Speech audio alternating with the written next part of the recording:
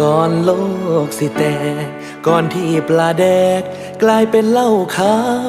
ก่อนที่ไส้เดือนกลายเป็นแมงเงาก่อนที่แมงเมากลายเป็นต้นไม้อยากถามสักนิดก่อนอายสิ้นลมหายใจเหตุผลที่ทิมอายไปอายผิดมองใดตอบใจอายแน่อายเป็นคนแพ้ตั้งแต่มีเขาเข้ามาน้ำนองออกสองเจตาหูบ่ว่าใจอายเจ็บหนักมอบทั้งชีวิตทั้งลมหายใจเพราะอายรักมา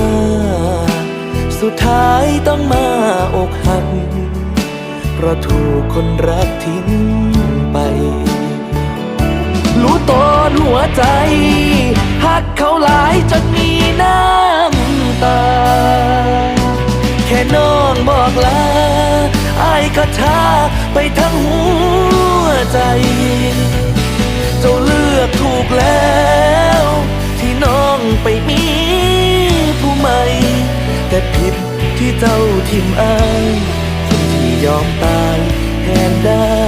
ทุกอย่างกินข้าวกับยังคือจังใจดำแท้ละสุดท้ายก็ลาซอยบอกแน่นาเคยหักอายบอก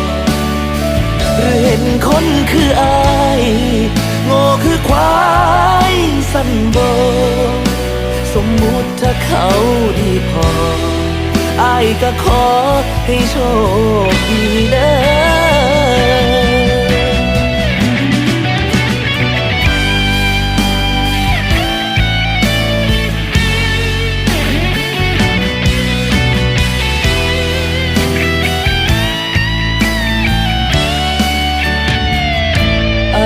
เป็นคนแพ้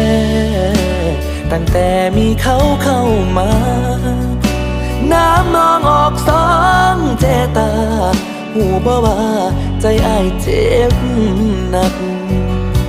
มอบทั้งชีวิตทั้งลมหายใจเพราะอายรักมาสุดท้ายต้องมาอกหัก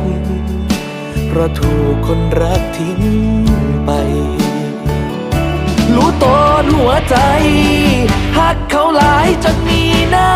ำตาแค่น้องบอกลาอายก็ช้าไปทั้งหัวใจเจ้าเลือกถูกแล้วที่น้องไปมีผู้ใหม่แต่ผิดที่เจ้าทิมอายคนที่ยอมตายแทนได้ทุกอย่างกินข้าวกับยังคือจังใจดำแท้ละ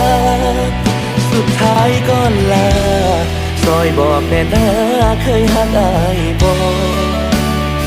หรือเห็นคนคืออายโง่คือควายสั่นโบสมมุติถ้าเขาดีพออายก็ขอให้โชคดีเด้อสมมุติถ้าเขาดีพออายก็ขอให้โชคดีเด้อ